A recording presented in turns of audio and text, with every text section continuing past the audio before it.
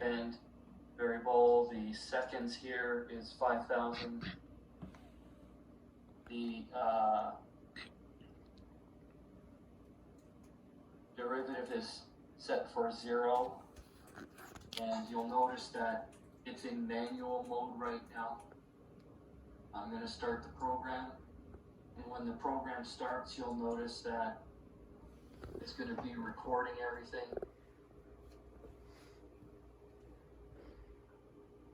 And everything sits at 20. When I change it to automatic,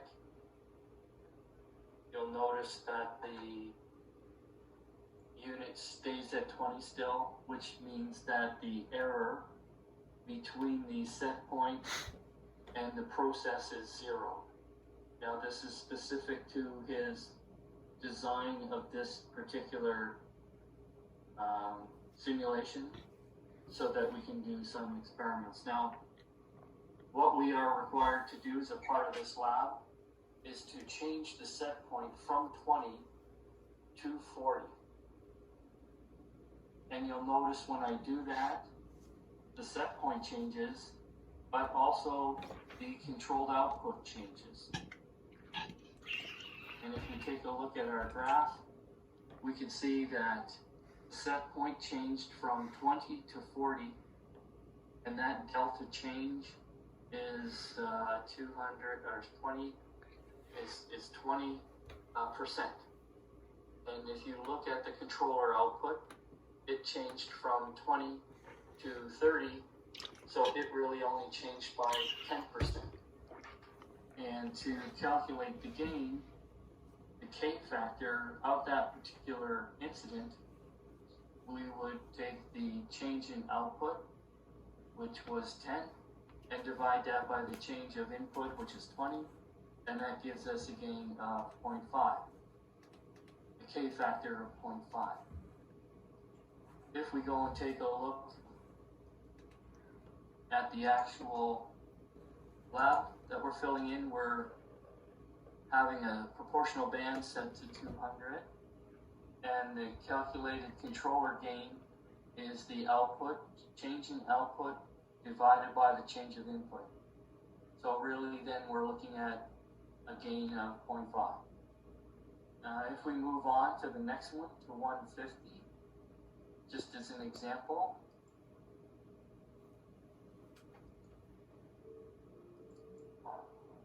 what I need to do is I would switch this to manual, change this to 150 for the new value of proportional band, change the set point to 20, and change the controlled output to 20.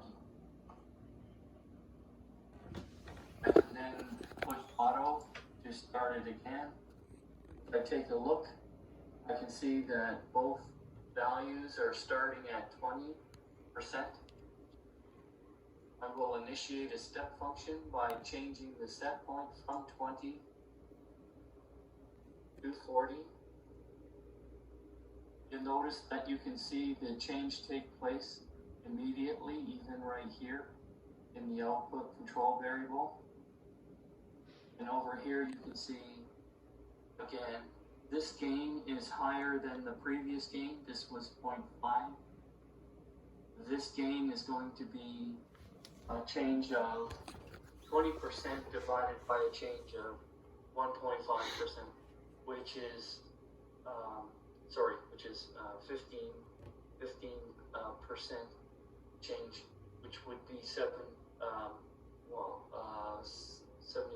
I think, or 66.6% gain, as opposed to 100% gain, or opposed to this gain here.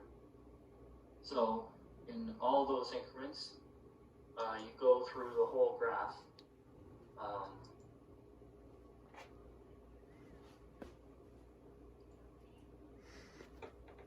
We'll go through this whole table and just fill it in. So that's all you're going to do for the rest of this lab, is to fill these tables in and hopefully show me the tables before you leave.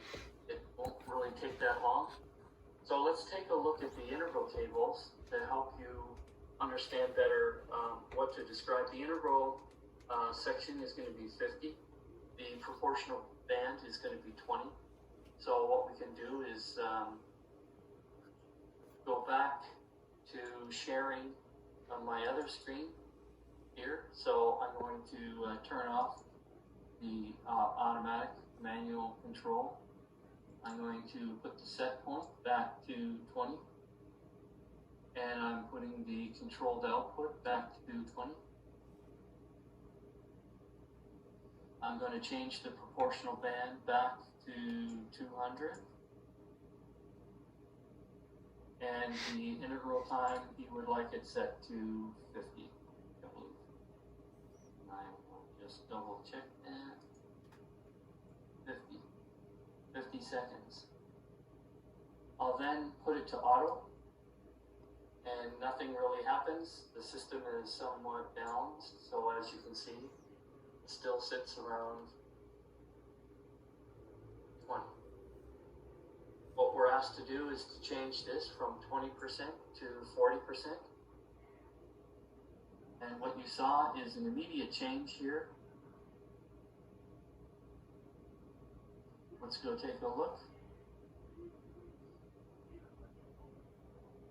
And what we see is the same as before. We had an immediate change that took place. It stepped by 50%, which was the K factor, the gain. But now we can see that there is a ramping function taking place here. The forcing function that is placed on the controller is a change of 20%, and that 20% is causing a change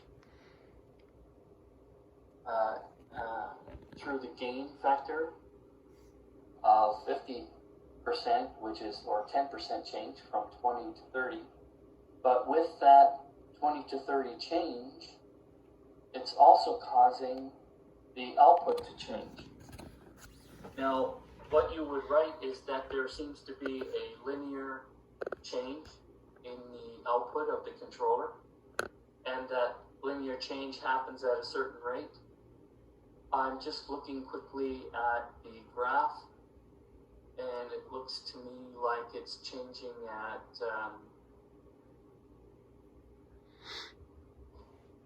10% every 5 seconds.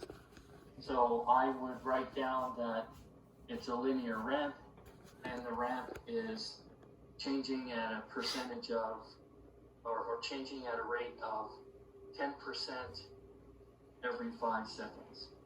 And this is what you would write in your report.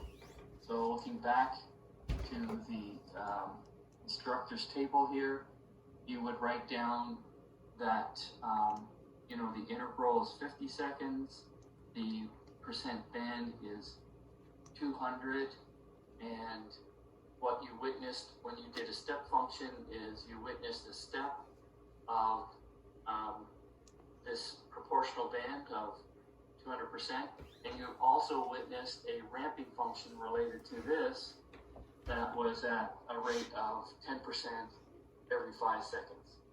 So that's sort of what we could see off of the graph.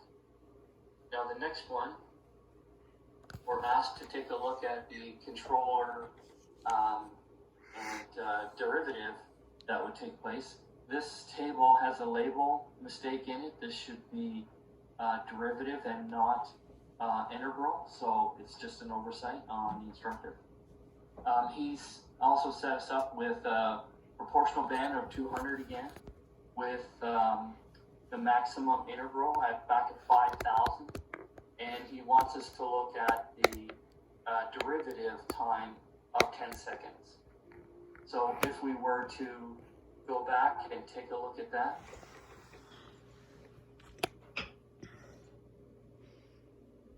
so again, I would go back and take my set point and change that to 20. I would take the control output and change it to 20. I would set the proportional band to 200. The integral band rate at 5,000. And the derivative at 50 seconds. Then when I turn this on, I don't see any change immediately. If I go and take a look here, I see that there's no change here. So when I start recording, I will change the set point by a factor of by 20% or by to 40%. And notice an immediate change that took place here. If I go and take a look at the chart recorder, I see on the chart recorder that I took a step like before. The step should have been 50%, but in fact, it looked like the step was 100%. And not only that, there seems to be a derivative function which happens to be an exponential function, whereby we can see that it's decaying back down to the 50% gain that was predictable through the proportional section. Now on this, the remarks that you want to make is that you witness the derivative sort of take place with delayed exponential decay of whatever that value is. Now, in your mind, you could try to figure that out.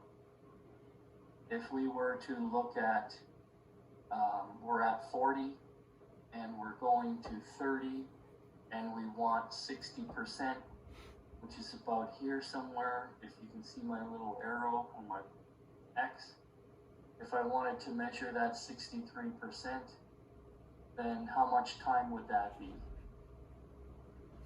And I'm looking at it, you know, I'm only guessing it because these are 1 seconds, but it looks like it might be equal to 1 second.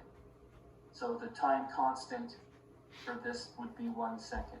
And that's what you would sort of write into your report. Now, if we quickly go back and change this back to 20,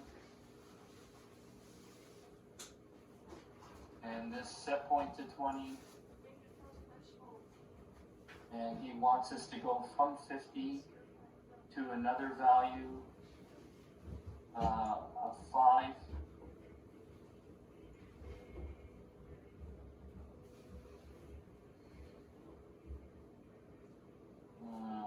Actually, I made a mistake. Doesn't matter. I put 50, I should have put 10. But let's do that. Let's change it to 10.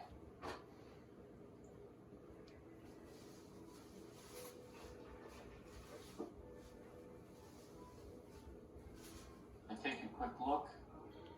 It's both at 20. I put it in auto. And now I want to create a step function. So I'm changing from 20 to 40%. This, you'll notice this went right to 40%. And it has a decay. This decay, if you notice, is faster than the previous one. I was at 50 before and it took about a second. Now I'm at 10 and it looks like it took maybe a quarter of a second. Right here, if that's TD. Otherwise, it is difficult to figure out this decay here, where it actually arrives back to 0. And in your mind, it would normally take 5 time constants. So if you want to use that technique, where how long does it take to get back here, and then divide that by 5, that's okay as well. So what we've really witnessed then is the ability to measure and everything. About 15 minutes. And go ahead and his voice is putting me to sleep. do the lap. Yeah, So it's it's just a tiring. matter But he's of telling me those everything. tables. Everything he needs. And that's it. So the rest of the work is to fill those tables in based on his description and get the data. So that's 4 tables that you have left. This lab is going to be running again on Friday around 5:30. So if you need another description, or if you need a description later on how that procedure works, then it's not a problem.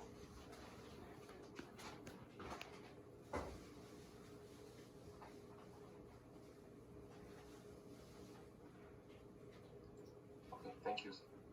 Yep, so that's 4 tables to fill in. The rest of it is just reading information and how things would work if you were to be in the lab.